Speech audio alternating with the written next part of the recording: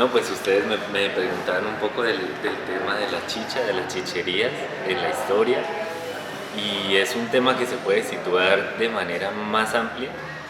en un problema antropológico que es la alteración de los sentidos.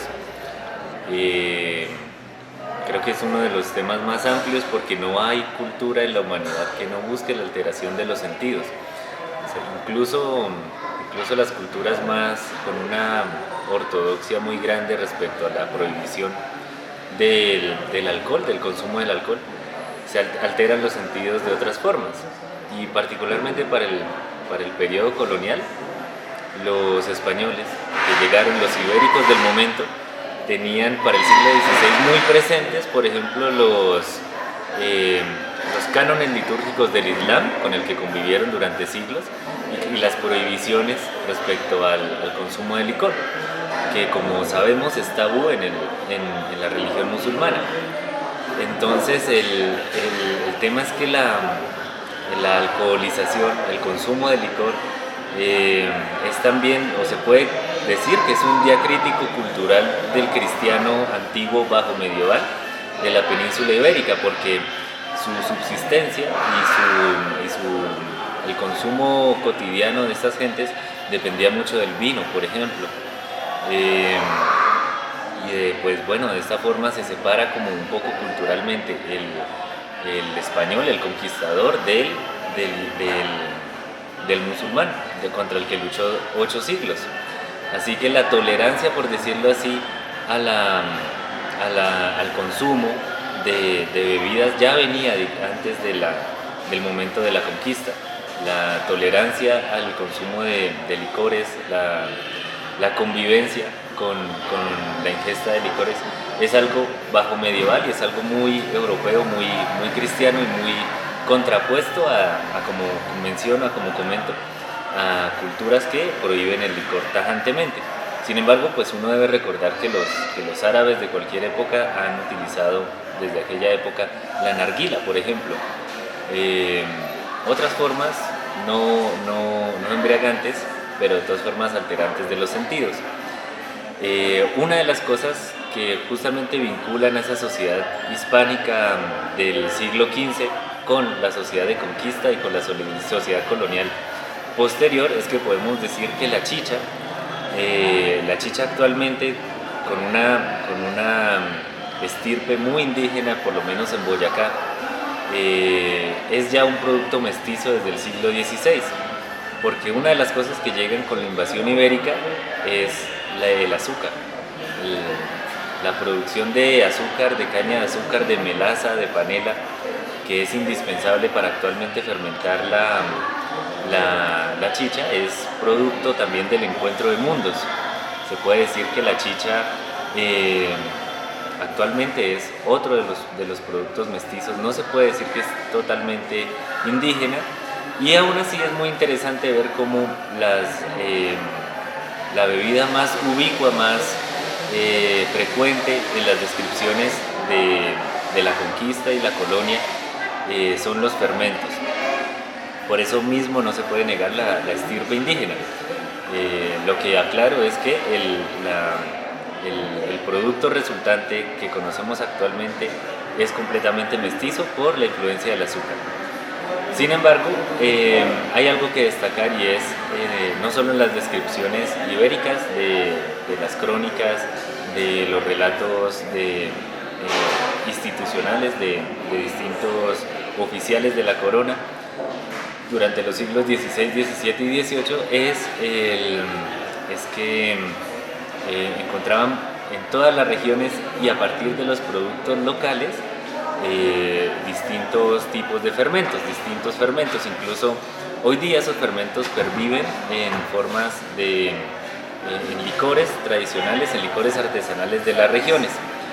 Pero ante la ausencia del azúcar, como mencionaba, el fermento prehispánico dependía de distintas levaduras que muchas veces no se encuentran muchas veces no se encontraban sino solamente en la saliva de las personas. Es muy común encontrar que la chicha por excelencia prehispánica se mencionaba como una chicha que se fermentaba después de la masticación del maíz. Es muy común y es una de las cuestiones que más sorprendieron al conquistador, y era ver en las fiestas el prestigio adquirido por una persona que tuviera, que contara con quien le masticara el maíz. También desde la arqueología hay muy frecuentes hallazgos de una cuestión que llama mucho la atención al paleoarqueólogo, que es las muelas lisas. Las muelas lisas en la población femenina anterior a la conquista indican que una de las labores más cotidianas, más usuales, era justamente el procesamiento de granos duros. Sabemos, comparando de forma etnográfica con las expresiones de fermentación locales acá en Boyacá, que no solamente existe chicha de maíz, sino que en los hogares y en distintas partes se hace chicha de casi todo grano que esté seco. Hay chicha de harina de frijol, hay chicha de harina de habas, hay chicha de todo grano que se pueda secar y cuyo almidón sirva para ser fermentado. Ya digamos el tema del producto mestizo que resulta del encuentro entre la sociedad indígena y la sociedad invasora ibérica, es una chicha, como digo, que tiene la ayuda de los azúcares añadidos a partir del producto de la caña de azúcar, como la panela, la melaza y el azúcar en sí mismo. Esto acelera efectivamente el proceso de fermentación prehispánico. Sin embargo, ¿cómo podemos hacer un vínculo material, por decirlo, un vínculo material entre las cepas de fermentación que debieron haber existido en el mundo anterior al azúcar y las que se encuentran en el producto tras la conquista? Entonces lo que vemos es una muy larga duración de ese acervo biológico, y por ello mismo se puede decir que la chicha actualmente en Boyacá es patrimonio cultural de muy larga data, de muy larga duración, porque significa la pervivencia de un microorganismo útil a la dieta humana. Lo que sí se puede decir ya en términos sociológicos es que mucho del consumo prehispánico de fermentos se daba en situaciones rituales, en situaciones rituales o en situaciones festivas. Pero al acortar los tiempos de fermentación, y no solo eso, al acortar los tiempos de fermentación, por una parte, y al facilitar, por otra, y además vincular a las poblaciones que antes hacían fermentos para consumo propio, con redes de mercado del azúcar, de la caña, mucho más amplias territorialmente, se vio se vio una destrucción del tejido social. Se vio, por decirlo en términos muy coloquiales, una explosión de la borrachera, una exacerbación de la borrachera indígena, especialmente en las tempranas décadas del siglo XVI. Una de las quejas más frecuentes de encomenderos, de cualquier autoridad colonial, es la borrachera permanente de los indígenas. Esto lo podemos vincular no solamente con la facilidad con la explosión de fermentos, de oferta en fermentos que hay a partir de la llegada del azúcar, sino que también la podemos asociar con la pérdida de seguridad ontológica ante el derrumbe de los marcos de pensamiento previos a la conquista, ante el fin del mundo prehispánico y ante la desconfianza frente a todo lo conocido en términos rituales, religiosos, de jerarquías sociales a partir de la imposición del régimen encomendil, del gobierno ibérico. Se ve como muchas poblaciones se dedicaron o al suicidio colectivo a la negación de la reproducción por completo, o también podemos considerar la borrachera. Y la borrachera es una de las cosas que más sorprenden al conquistador ibérico de las autoridades coloniales del temprano siglo. Ya luego, con la evangelización, lo que se busca justamente es extirpar la borrachera para vincular al indígena encomendado al sistema productivo de excedentes, conocidos como demoras, de las cuales dependía no solo el encomendero, sino también la tributación hacia la corona. De ahí que la persecución a la chicha y de ahí que la persecución a la producción de fermentos sea tan temprana, en el siglo XVI y en la conquista. Sin embargo, hay que contar también con una variable de lo que hoy en día llamarían salud pública, y es que el agua, antes de que se implementara la potabilización de la misma, tiene bastantes microorganismos y genera muchas enfermedades. Una de las formas de potabilizar el agua obviamente es cocinándola, es hirviendo el agua. Otra de las formas es filtrándola. Combinar esas dos formas da un agua que se puede consumir, y sin embargo los métodos de conservación del agua o la energía que se tiene que dispensar en términos de recolección de madera para hervir cantidades muy grandes de agua, hace que hayan métodos mucho más sencillos de potabilizar el agua, o en términos de trabajo, de fuerza de trabajo empleadas, y es la fermentación de cualquier tipo de material orgánico en el agua, para que así la biota de un producto fermentado supere a las bacterias patógenas que pueda traer el agua. Y ellas, las bacterias de fermentación, al ser conocidas por el organismo humano, daban una ventaja respecto a la morbilidad que podía representar el consumo de agua. Una de las cuestiones que más llamó la atención y que más se indican en los documentos coloniales tempranos es justamente que la simbiosis entre el organismo indígena del siglo XVI y el agua de una región particular y los fermentos a los que estaba acostumbrados no permitía que el indígena saliera de unos marcos regionales muy limitados, de tal forma que es otra de las variables a tener en cuenta por la gran catástrofe demográfica indígena en el siglo XVI, y lo señalan los españoles en sus relatos como el peligro de sacar a los indígenas de su natural. Entonces vemos que la chicha en las sociedades indígenas representa además una tecnología social de la supervivencia respecto a los patógenos del agua.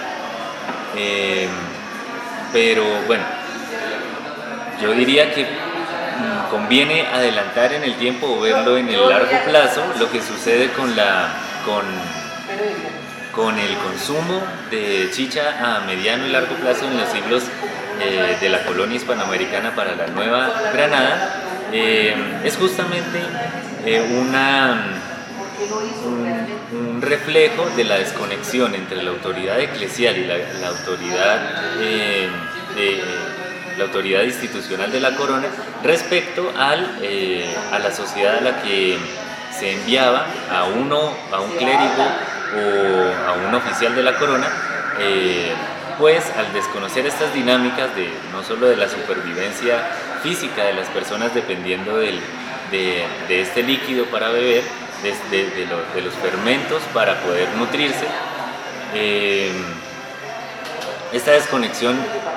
fijó muchas veces una tendencia a proscribir la chicha, que fracasó rotundamente desde el mismo instante de haber sido impuesta. Hay varios momentos de la historia colonial neogranadina en que hubo, por ejemplo, obispos, arzobispos en Santa Fe, que por ejemplo recuerdo uno de apellido Urbina en 1697, quien manda excomulgar a los chicheros y a quienes produzcan chicha. Y de paso a quienes vayan a las chicherías, es decir, a quienes consumen chicha en Santa Fe. Sin embargo, él no cae en cuenta en muy poco tiempo, en muy pocos meses, de que estas chicherías que intentaba cerrar eran, en muchos casos, estaban ubicadas en locales que pagaban arriendo, y muchos de esos locales habían sido donados por los primeros vecinos de esa ciudad, participantes del cabildo de la ciudad, y así en todas las ciudades hispanoamericanas, a la iglesia. Así que eran una fuente de recursos que, si se prohibía a partir de la excomunión de la producción de chicha y consumo de la misma, en últimas iba a terminar afectando los ingresos de la incipiente pero cada vez más poderosa iglesia católica en la colonia. Otro elemento, y bueno, yo creo que ya fijándonos un poco en la cotidianidad y en el papel estructurante de las chicherías en una sociedad urbana naciente, en la naciente realidad de distintas ciudades que cada vez crecían más, que cada vez tenían complejidades demográficas mayores, pues empezaban a existir mestizos, empezaba a existir un movimiento de gentes que era cada vez más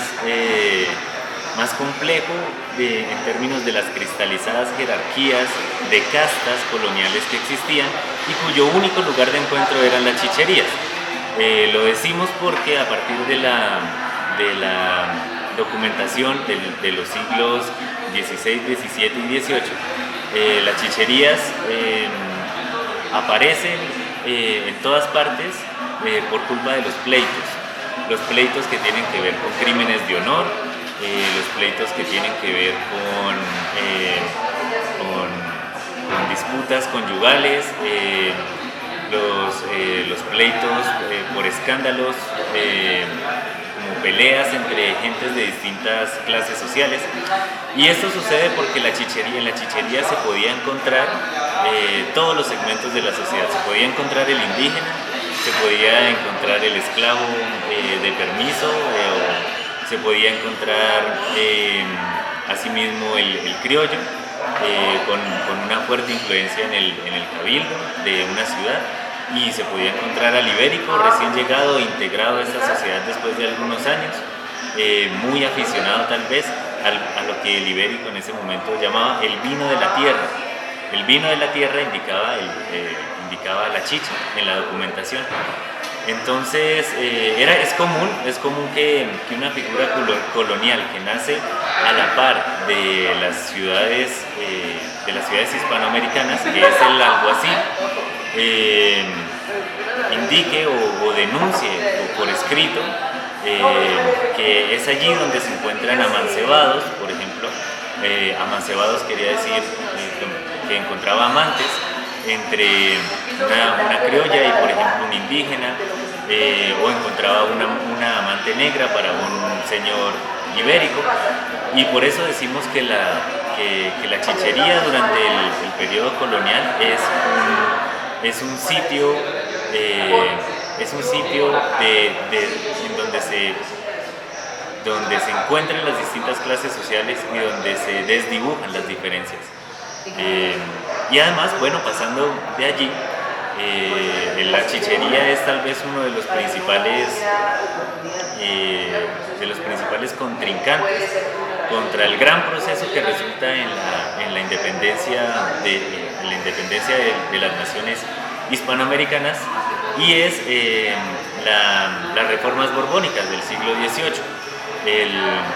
tema de racionalizar el Estado español, el Estado monárquico español, a partir de la llegada de la Casa de los Borbones, y por tanto de fortalecer el sistema fiscal de extracción de impuestos a partir del consumo de bebidas alicorantes, que pretende imponer el aguardiente. En varios momentos del siglo XVIII, la corona hispánica, en su objetivo de fiscalizar más el consumo de bebidas alicorantes y monopolizarlo además, pretende la imposición del consumo del aguardiente y la prohibición asimismo de la competencia, que en ese caso sería la chicha. Son frecuentes las fuentes que nos indican que esta fue una guerra que no pudo ganar la institucionalidad ibérica, principalmente porque se daban cuenta de la muy larga duración que tenía justamente los medios de producción de la chicha, el tiesto, las ollas, el utensilio con el cual se va a producir la chicha siempre va a resguardar y siempre va a permanecer en él el cultivo probiótico, si se quiere, si se puede usar esa palabra ahora, o la cepa de bacterias que va a terminar fermentando al maíz o a cualquier otro almidón para producir la chicha. Entonces es muy común ver que la persecución a las chicheras fue también una persecución material. La orden expresa de las autoridades coloniales fue el romper las vasijas para así completamente erradicar el medio de producción de la chicha. Sin embargo,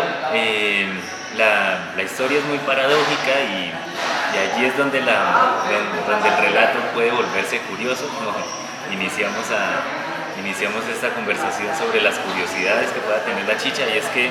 en una sociedad donde el agua no es potable y donde los negocios que